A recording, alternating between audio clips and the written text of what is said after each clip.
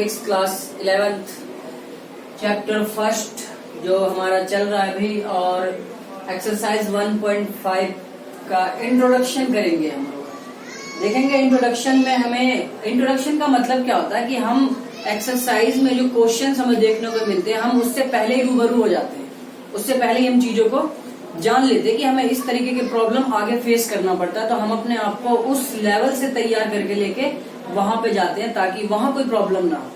तो इंट्रोडक्शन इसलिए बहुत इंपॉर्टेंट होता है किसी भी एक्सरसाइज के लिए। तो आप लोग अपने पढ़ने का तरीका भी कुछ ऐसा ही क्रिएट कीजिए कि पहले उसके बारे में जानिए, उसके बाद उसे अप्लाई कीजिए, ठीक है। तो दोनों बात अलग है।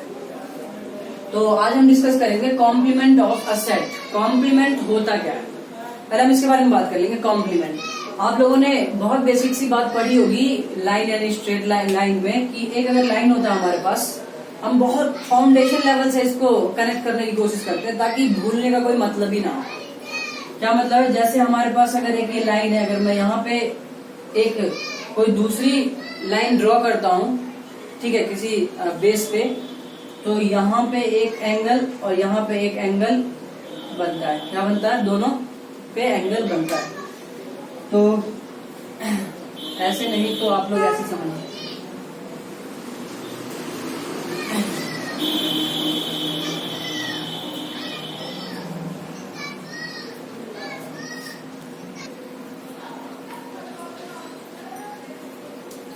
तो हम लोग इस टॉपिक को बहुत फाउंडेशन लेवल से, बेसिक से इसे हम कनेक्ट करने की कोशिश करेंगे। जो हमने पढ़ा है उसी को कनेक्ट करेंगे यहाँ, ताकि भूलने का कोई मतलब ही ना रहे, ठीक है। अगर आप बेसिक से चीजों को कनेक्ट कर पा रहे हो तो आप लोग चीजों को भूलना आप लोगों के लिए थोड़ा मुश्किल हो जाता है। तो हम लोग वही करने वाले हैं, ठीक है। तो कॉम्प्लीमेंट की अगर बात करता हूं मैं कि कॉम्प्लीमेंट होता क्या है, हमने जूनियर क्लासेस में पढ़ा हुआ है ये कि कॉम्प्लीमेंट ऑफ एंगल के थोड़ा बड़ा, अगर ये 90 डिग्री है, ठीक है, और यहां से कोई एक और लाइन निकलती है और वो भी एंगल, कुछ ना कुछ एंगल बनाती है। मैं मानता हूं यहाँ पे कि अगर ये x है, ये कितना एंगल है, x है, और यहाँ पे ये एंगल बना रहा है y, ठीक है, और ये पूरा एंगल कितना है, ये 90 डिग्री। तो हम कॉम्प्लीमेंट की कुछ कहानी ऐसे ही पढ़ा करते थे कि किसी भी दो एंगल का सम, किसी भी दो एंगल का सम अगर 90 डिग्री हो जाता है तो हम उस दोनों एंगल को एक दूसरे का क्या कह देते हैं, कॉम्प्लीमेंट कह देते हैं। इसका मतलब ये पता चलता है कि अगर मैं x की बात करूं तो 90 माइनस y, और अगर मैं y की बात करूं तो 90 माइनस x। तो ये बात आप लोग समझ पा रहे होंगे। तो मैं क्या कहूंगा कि x का कॉम्प्लीमेंट क्या होगा, 90 माइनस y जो भी एंगल हो कोई फर्क नहीं पड़ता। मैं यहाँ पे y की जगह पे 90 माइनस x भी लिख सकता हूँ, ठीक है, तो कोई दिक्कत नहीं है। तो ये वाला फॉर्मेट था, मैं इसे एक दूसरे फॉर्मेट में लिखता हूँ, ठीक है। यहाँ पे अब मैं क्या करता हूँ, ये वाला एंगल बताइए, ये अगर पूरा 90 है और ये x है तो इतना सा कितना होगा, ये 90 माइनस x होगा। x के फॉर्म में ही मैंने लिख लिया है, ठीक है, क्योंकि y x के फॉर्म में 90 माइनस x ही है। तो इसका मतलब ये हो चुका है कि मैं बोल सकता हूं कि 90 minus x is the complement angle of x का कॉम्प्लीमेंट एंगल होगा 90 माइनस x, कोई प्रॉब्लम नहीं यहाँ तक। अब यहीं पे आप लोग ध्यान दीजिएगा कि यहीं से मैं आप कनेक्ट करता हूँ चीजों को। ये जो 90 डिग्री एंगल है ना, ये यहाँ पे क्या होता है, यूनिवर्सल सेट होता है। हम सेट पे बात कर रहे हैं, ये क्या होगा हमारे पास, यूनिवर्सल सेट, मतलब इसी के अंदर का काम है, इसी के अंदर के जो भी हमें चीजें देखनी है इसी के अंदर देखनी है। 90 माइनस 90 हमारा क्या होता है, यूनिवर्सल सेट। हम एक चीजों को कनेक्ट करने की कोशिश कर रहे हैं बस, और कुछ नहीं, समझने के लिए, ठीक है। और अगर मैं बात करता हूँ 90 माइनस x, और यहाँ पे कोई एंगल लेट कर लेता हूं मैं कि एक कोई सेट है हमारे पास, u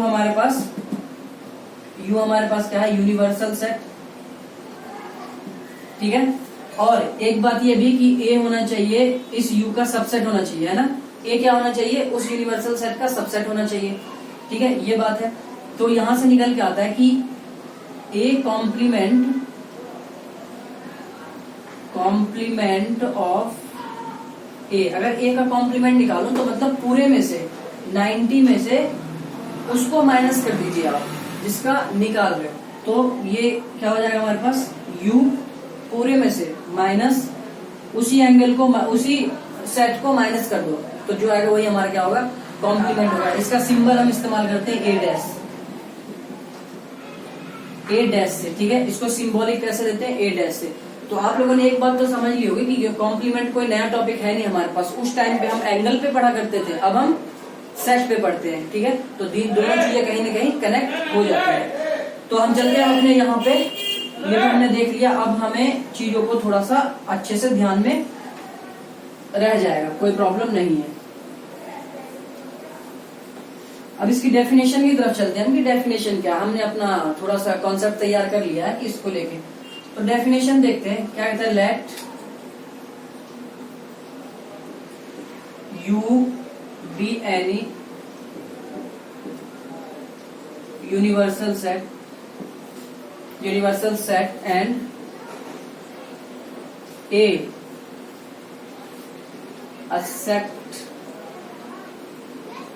a set of universal set।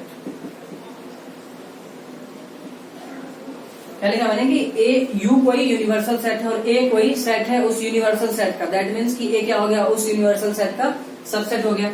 Then complement of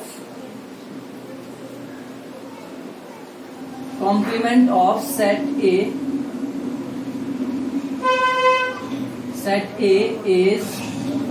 A is all those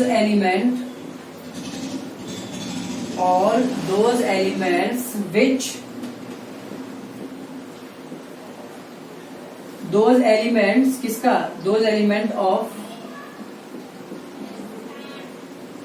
universal set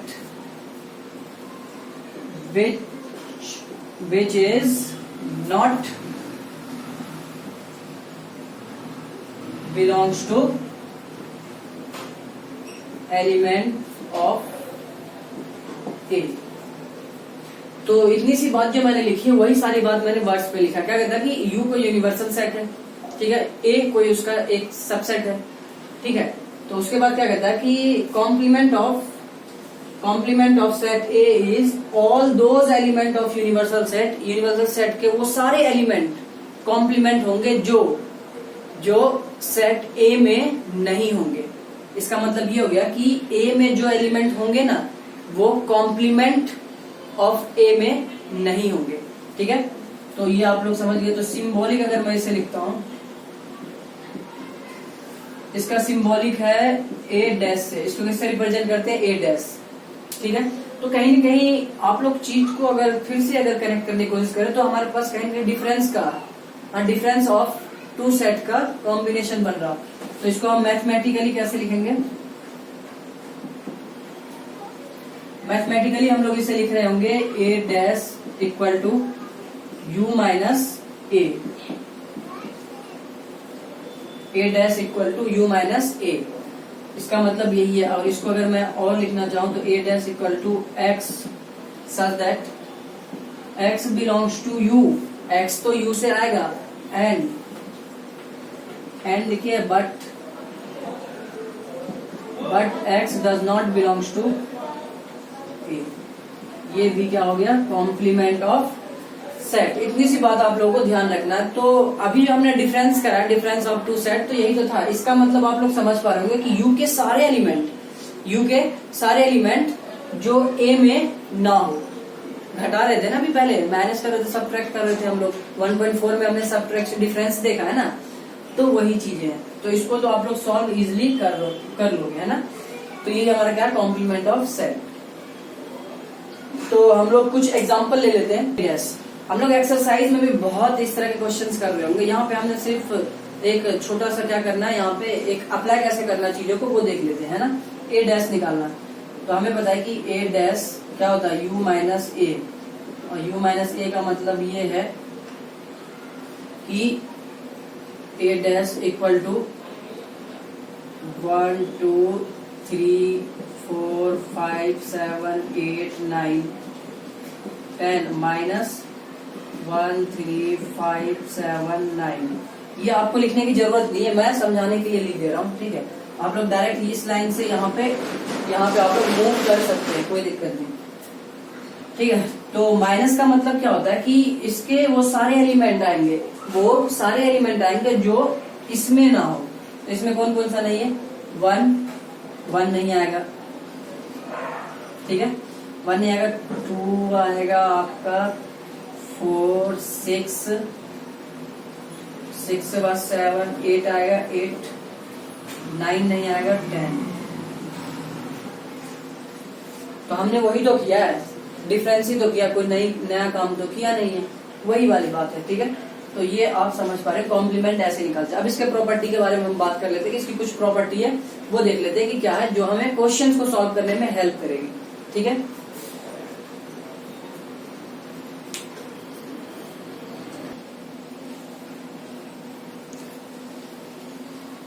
तो आइए स्टूडेंट्स, हम लोग बात कर लेते हैं प्रॉपर्टी ऑफ कॉम्प्लीमेंट सेट्स। उससे पहले एक एग्जांपल हम लोग कर लेते हैं ताकि हम चीजों को और अच्छी तरीके से समझ पाए।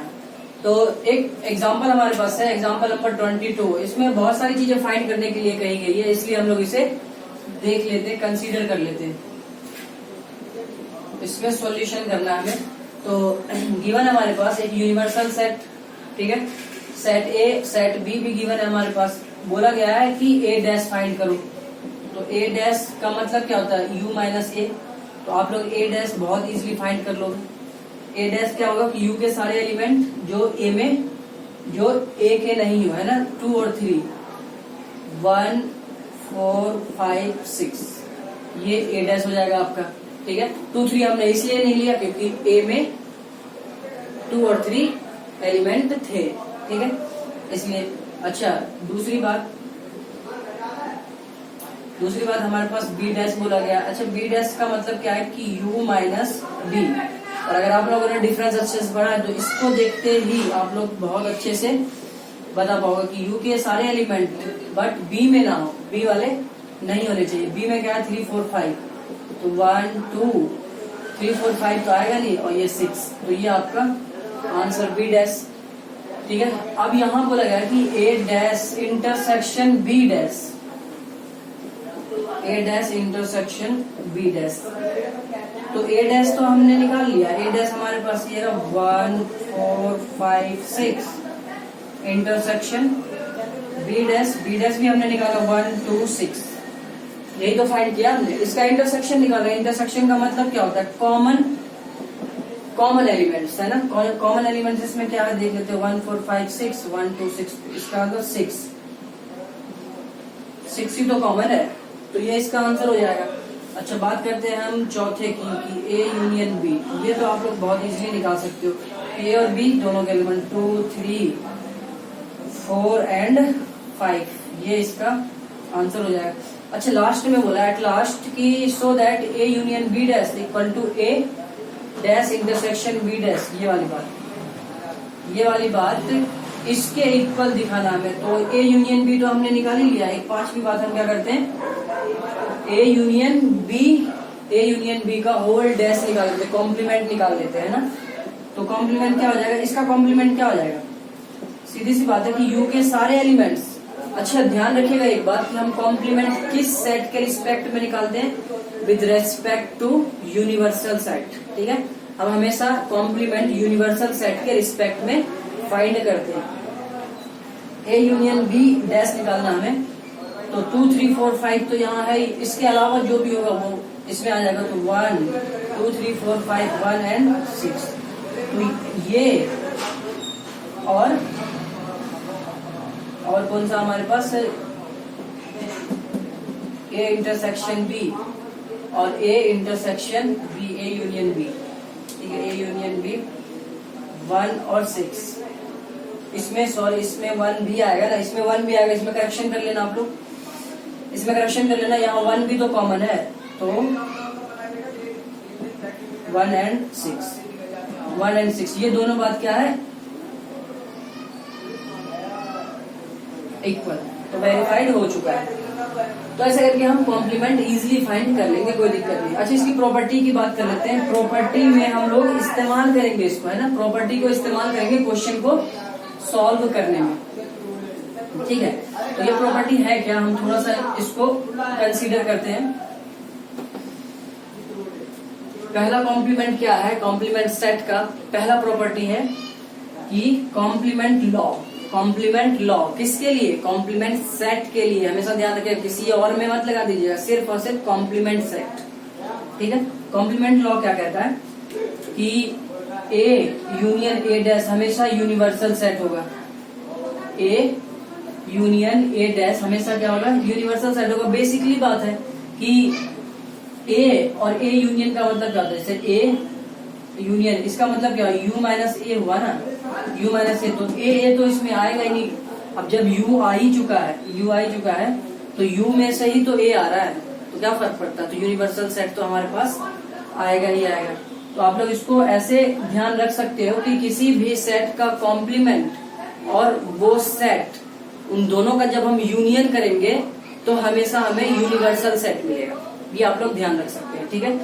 और दूसरा क्या है हमारे पास कि ए इंटरसेक्शन ए डैश हमेशा फाई होगा। आप लोग छोटे छोटे सेट लेके खुद चेक भी कर सकते हैं। देखो चेक में करके बताता हूँ कैसे। हमने ए ले लिया 1 2 3, ठीक है। अच्छा, एक यूनिवर्सल सेट ले लिया, क्योंकि ए डैश फाइंड करने के लिए कोई यूनिवर्सल सेट होना चाहिए। हमने यूनिवर्सल सेट ले लिया 1 2 3 एंड 4। अगर अब मैं ए डैश निकालूंगा तो ए डैश हमारे पास क्या होगा, सिर्फ 4 होगा ना। अच्छा, इन दोनों का इंटरसेक्शन निकालो, A dash, A intersection A dash. तो इंटरसेक्शन में तो कॉमन वाला ही पार्ट आता है ना, ए डैश 4 है, यहाँ ए ये और ये, कोई कॉमन आ रहा है क्या, कोई भी कॉमन नहीं है, तो आएगा क्या, 5 ही तो आएगा, इम्पेटी सेट ही तो आएगा, ठीक है। तो ये बात आप लोग ध्यान रखिएगा। चलते हैं हम नेक्स्ट। तो ऐसे छोटे छोटे आप एक्सपेरिमेंट छोटे छोटे वेरीफाइड कर सकते हैं छोटे छोटे एग्जाम्पल के साथ, ठीक है। ये इम्पोर्टेंट है, इसको आप लोग बहुत अच्छे तरीके से आपको याद रखना पड़ेगा, ये दोनों, ठीक है। इसके बिहाफ पे क्वेश्चंस बहुत सारे सॉल्व भी होंगे और ये इम्पोर्टेंट भी है। D Morgan's law, actually D Morgan's कौन था, एक मैथमेटिशियन था, है ना, जिसने कॉम्प्लीमेंट के बिहाफ पे अपना एक लॉ दे दिया कि ये वेरीफाइड है, आप लोग इसको कंसीडर कर सकते हो, ठीक है। डी मॉर्गन्स एक क्या था, मैथमेटिशियन, उसने अपना लॉ दिया कॉम्प्लीमेंट सेट के रिगार्डिंग। तो वो क्या कहता है कि ए यूनियन बी आप निकालो और उसका कॉम्प्लीमेंट करो, तो A complement intersection B complement, ये दोनों क्या होंगे, बराबर, और बिल्कुल होंगे। अभी हमने किया भी था, अभी हमने इधर एक एग्जाम्पल किया था और एग्जाम्पल में यही बातें थी, तो ये बात हमारा वेरीफाइड है। और दूसरी बात उसने क्या कहा कि किसी भी दो सेट का आप इंटरसेक्शन निकालो, किसी भी दो सेट का इंटरसेक्शन निकालो, उसके बाद उसका कॉम्प्लीमेंट फाइंड कर लो, तो वो किसके बराबर होगा, उस सेट के रैंडम कॉम्प्लीमेंट के इंटरसेक्शन के बराबर होगा, ठीक है। तो आप लोग छोटे छोटे सेट लेके इसे चेक भी कर सकते हो, ठीक है।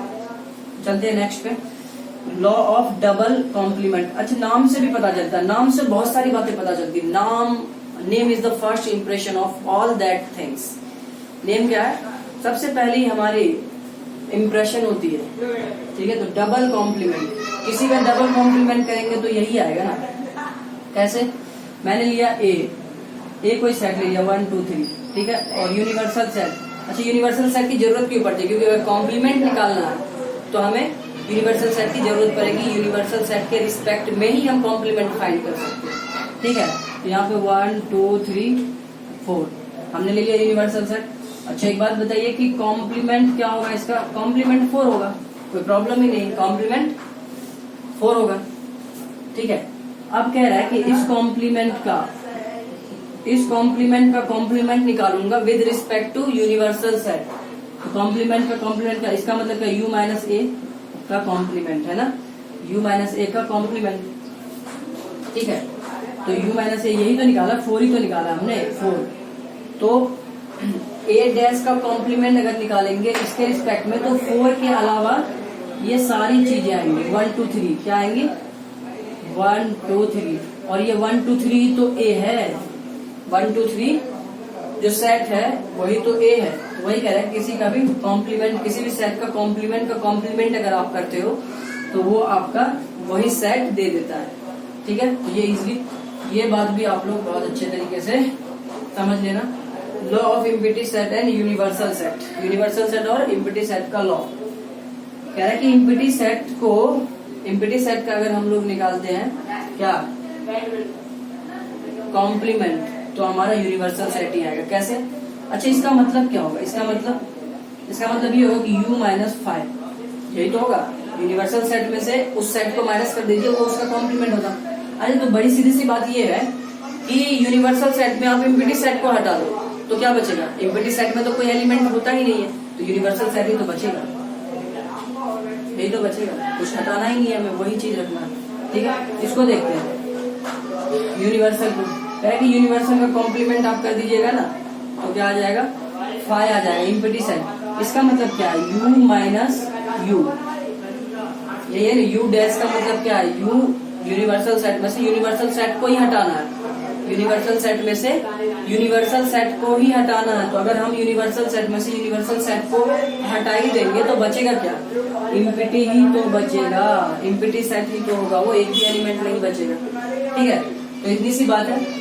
तो ये हमारा प्रॉपर्टी था एक्सपोनेंट लॉ का। और बहुत अच्छे से ध्यान रखिएगा कि ये सारी चीजें जो है ना, कॉम्प्लीमेंट हमें कहीं न कहीं हमारी प्रोबेबिलिटी में बहुत फायदा, प्रोबेबिलिटी जब हम करेंगे चैप्टर तो उसमें हमें इसका इस्तेमाल बहुत अच्छे तरीके से दिखेगा, कैसे हम इसका इस्तेमाल करते हैं।